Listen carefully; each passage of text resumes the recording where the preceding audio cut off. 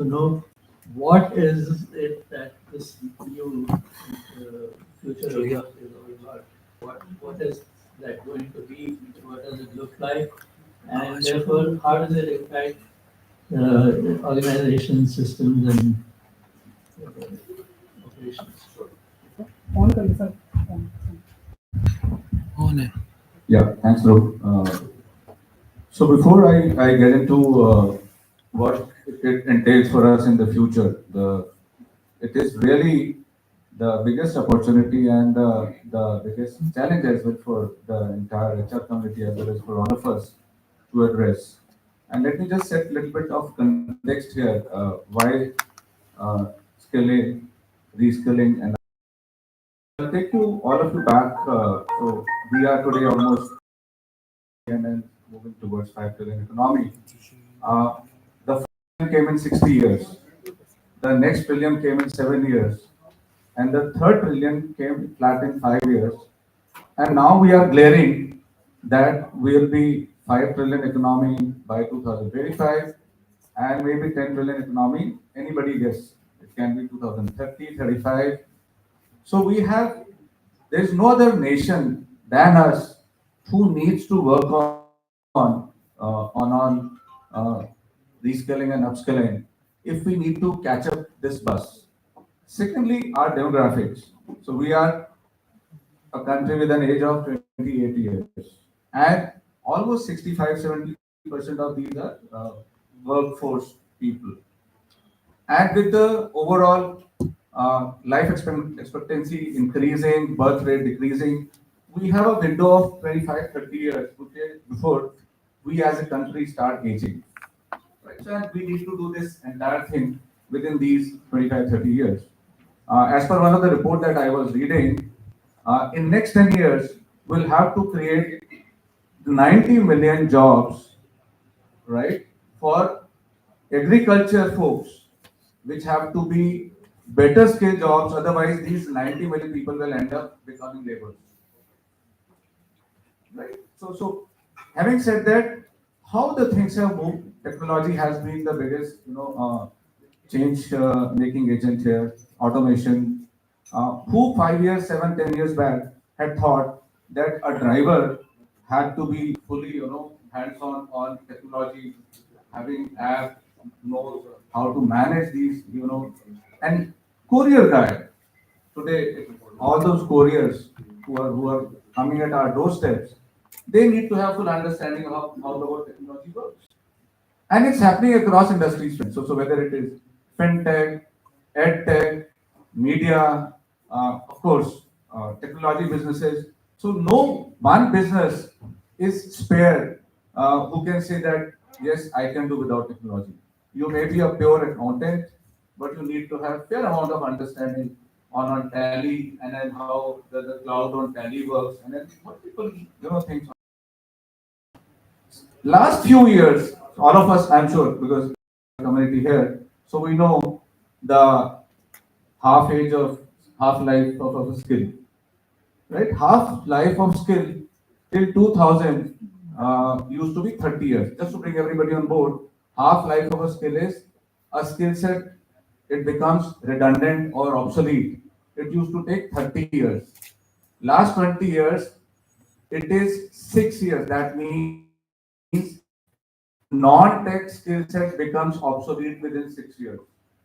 And a tech skill set is becoming redundant within 3 years. Within 3 years. That's how technology is disrupting whatever is happening around us. Having said that, every new role, every new job, as per Gartner, you need 10% more skill sets to manage that role.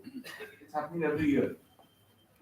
So I would say, and post-COVID, gig has become a new norm. We currently have 1.5 crore, 15 million gig workers, and then they will become by 2030. Anybody guess? Maybe 25 million, 30 million, and they will constitute almost 4 or 5% of workforce of the country. And these gig workers are from low skill to medium skill to high skill. They are managing the entire gamut, when it comes to jobs and roles in our organization. Now, having said that, if we as a country are not working on reskilling ourselves, upskilling ourselves, then who else will do that? And it's happening, though I'm sure we read a lot about, whenever we talk about skilling and upskilling, normally the first examples which are given is about technology, AI, ML, chat GPT, but it's happening in tech space, it is happening in non-tech space. It is happening in manufacturing, it is happening in servicing, it is happening in distribution, it is happening across. Hence the need to have, who had thought all our life, I was talking to Gautam, we were talking about, automobile industry. And suddenly one fine day we realized there is no engine in the car, right? There is no engine in the car, and I don't know how long that battery will also be there before we move to, cell fuel. So this is how the technology is moving. So we as leaders, if we are not updated, we as in leaders are not getting our organization in sync to what we need, I think we will miss the bus for forever. And it doesn't take decades now to miss a bus in today's scenario. It's matter of months, it's matter of quarters, and it's matter of years before you realize that you have missed the bus. So hence I would say that it has become very, very important and critical for all of us to work on skilling and upskilling. I'll give you a small example. We are the largest B2B marketplace. For whatever we are doing on AI ML front, you would know, so we had to go to some of the best universities in US to get talent to handle that process problem for us because we didn't have the required talent in the country who could understand and solve that problem for us. This was 5 years back. Thankfully, India as a country has adopted AI/ML at a very rampant pace. But in spite of that, 45-50% of AI/ML engineers are still not employable because their understanding to what actually skill set we need, the industry needs, what I mean to say, and what is being taught in the colleges, still there is a gap. So I would say, and when it comes to what are the various skill sets, that basic skill set we need to work on, I think cognitive skills definitely are becoming the call for the day. Problem thinking on non-tech side, I can. Dinesh, I think before that, if you can talk a little bit about what is it that you're seeing as sitting on top of an organization that is becoming difficult for you to do or or to achieve at the level that you would like to achieve, unless you have sufficient number of people with the new skills and the kind of new skills that are. Tech, non-tech, I would say problem solving is right on the top.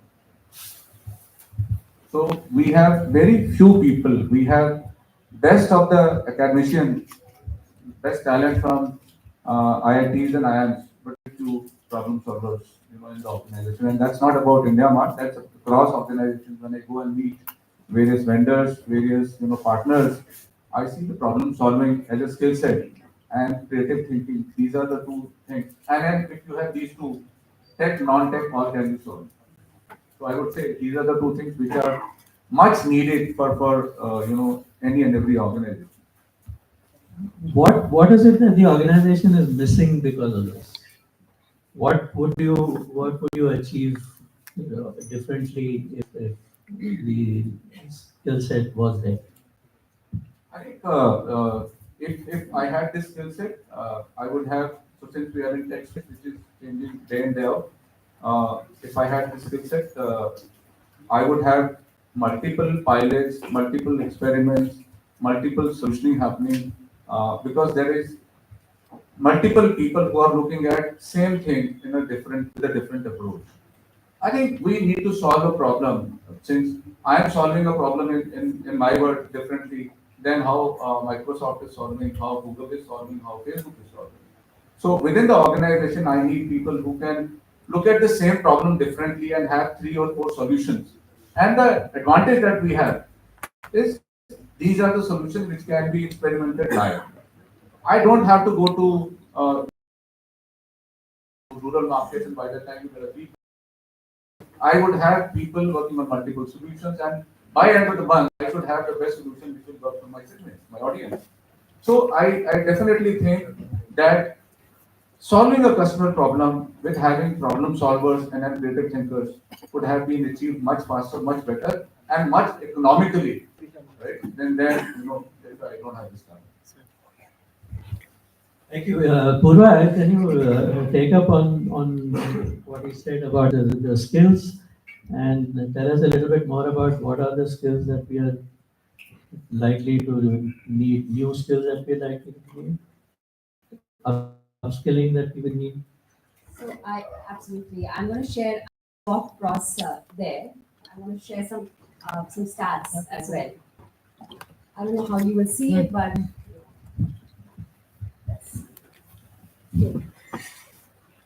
I want to tell you that reskilling and upskilling is happening. And it is not happening purely on account of HR initiatives or management initiatives or company initiatives. This is a study by the Harvard Business Review and the Harvard Business School, and it's India-centric numbers. So 1 out of 10 AI users are all in India. 200% increase in self-registered programs, nothing aided by the organization. People are picking them up, they're learning on their own, they're so intuitive and they're so addictive that people are learning and they're realizing that some of the most critical upskilling that is required in today's workforce is in AI ML. There's also a thinking that is English or is language a deterrent or is it a bar towards reskilling or upskilling yourself? The answer is no. Across the country today, there are so many indigenous programs and learning opportunities which people are striving towards. So whether you speak Telugu or you speak Tamil or you speak Hindi, people are picking up. And I know this very well because I work in the media industry. And before we think of rolling out a program, people already know it. So I've just given examples of two names, AI for Bharat or Jugal Bandi. These are all indigenous platforms that you can go to, take the material, and go 5 steps ahead of your own colleagues in the workplace who are probably sitting in a training program 6 months from now. Rich, poor, there is no bar. So it's becoming very democratic to upskill yourself. 900 million people out of the 1.4 billion people in India are on the internet. And all these upskilling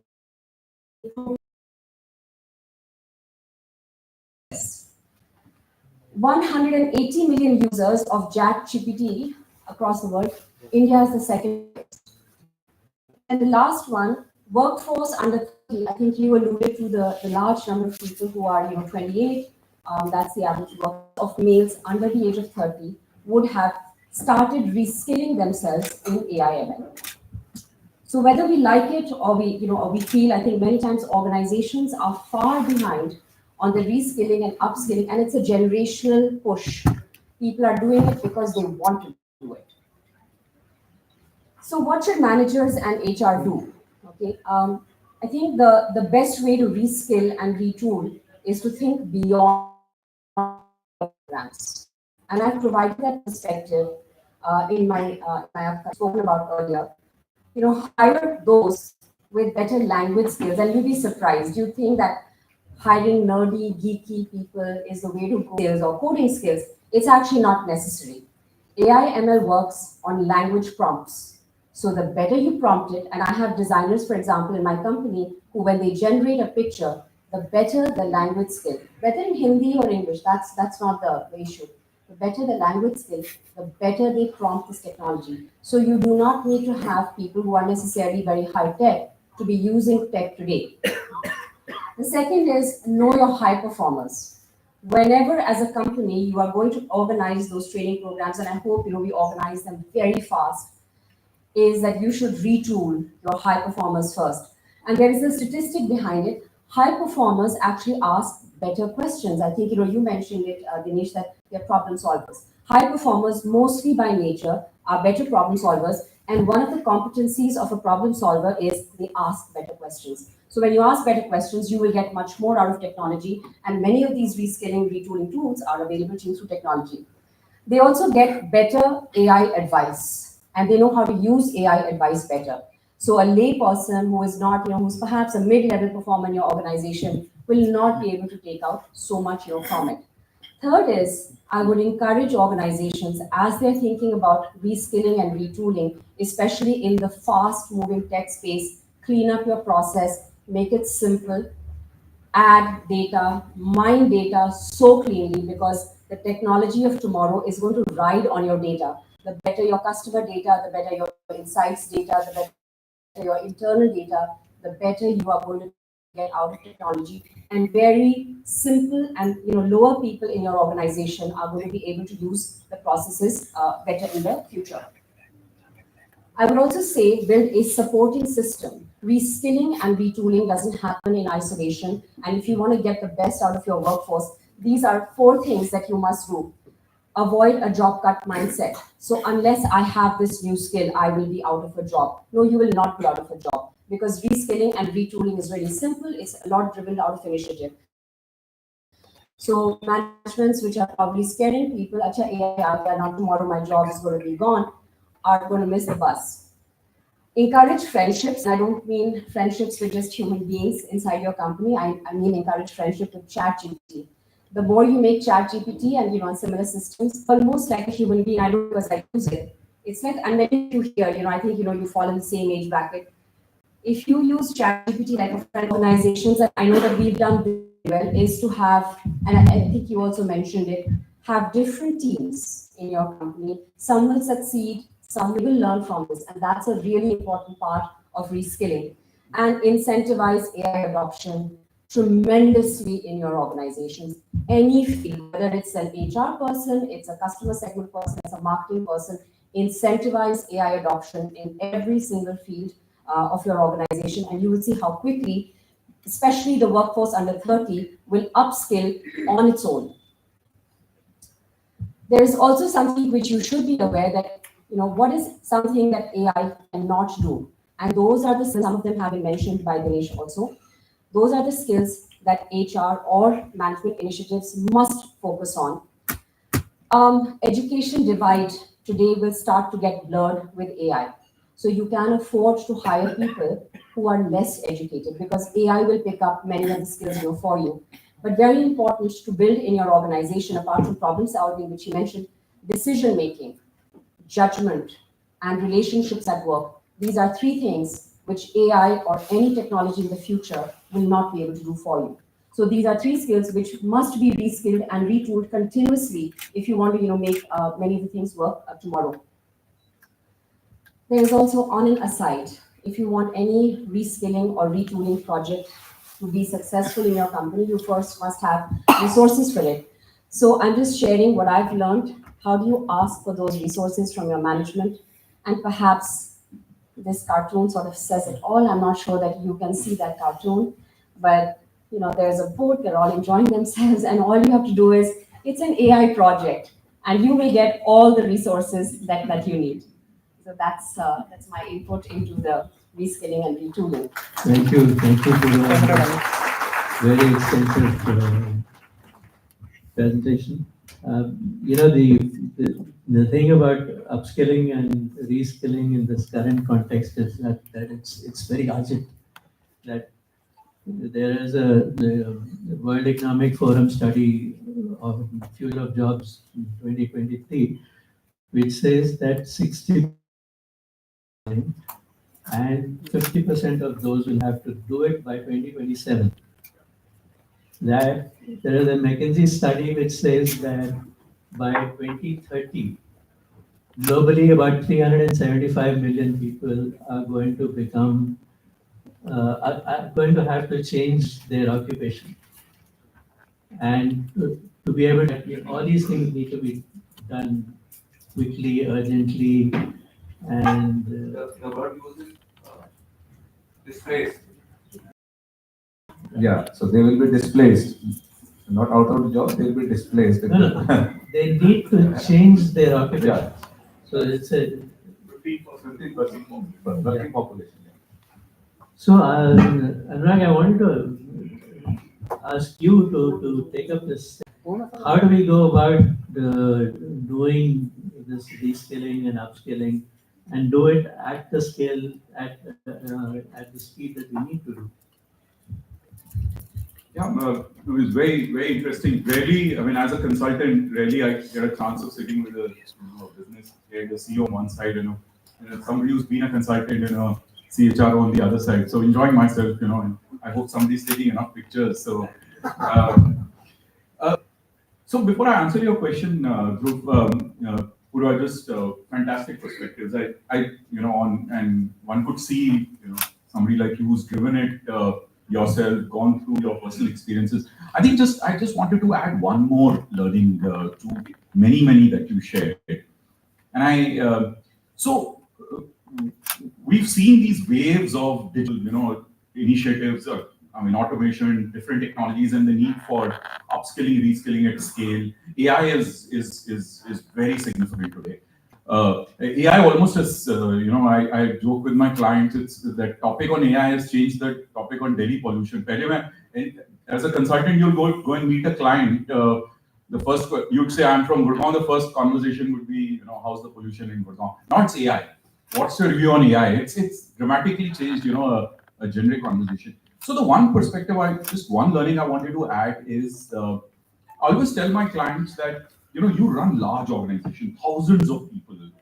I was with an auto major this morning, 20,000 employees, and we were thinking about, AI-based skilling. And the head of digital, head of HR was trying to visualize what all we need to do. My learning has been that it's always good to just try and think about, your problem statement in terms of personas. Actually, my sense is it's just 4 personas. Any of these large scaling, upskilling, and if you just apply those 4 personas, persona number 1, advocates. So people who have to really champion this, got to create the culture, people who got to get the budgets, etc. Advocates. So what are you doing about your advocates? And today we were realizing, we were discussing that there are only about, maybe 25, 30 people who are advocates, who really, you call them business head, function heads, CEOs. What do you need to do for upskilling and reskilling for them? By the way, my suggestion always is start there. If the mindset, if they are clear about staying with AI, what's the impact of AI in their organization? What's the value it can create? I think half of your upskilling, reskilling problem is solved. But persona number 1. Persona number 2 is actually what we call translators. Today, I'm talking about AI, so AI translators. And every function you need to identify these folks who are translators. Who are your translators in finance, in HR, in logistics, in operations? People who are functional folks, but you would want them to be trained on that particular technology, let's say AI, and hence they can bring those use cases to life. They connect and who are your translators and what are you doing for them? Number 3 is, let's call them citizens, third persona, what you need to do for everything. I mean, today, AI is a technology where I tell my clients, you need to think about what are you doing for your 20,000. What's the basic minimum? Just opening of the minds kind of. And the 4th persona is the actual technology persona, which is your current technology folks, people who are your core engineers. What are you doing over a period of time? So just wanted to add that one perspective to what you were sharing. Okay, to your question, so upskilling and reskilling at scale and advising. Again, I've worked as a consultant all my life, and all my thought process comes from what are the principles I use to advise. And you manage the skilling business, so yeah. So okay, maybe I'll talk about that also separately. So majority of my advice to my clients around upskilling, reskilling comes from 4 or 5 principles that I have learned over a period of time. I'll share that all with all of you. So tomorrow when we meet, and some of my clients are sitting here, please, I know you'll smile when I offer you the same advice. Principle number 1 is the simple one, and she alluded to it, that upskilling, reskilling is a strategic agenda. Okay. Interestingly, everybody talks about it, but I don't think, at least in the clients I work with, sectors I work with, it really comes from the heart. Let me just do a test. Many of you, I mean,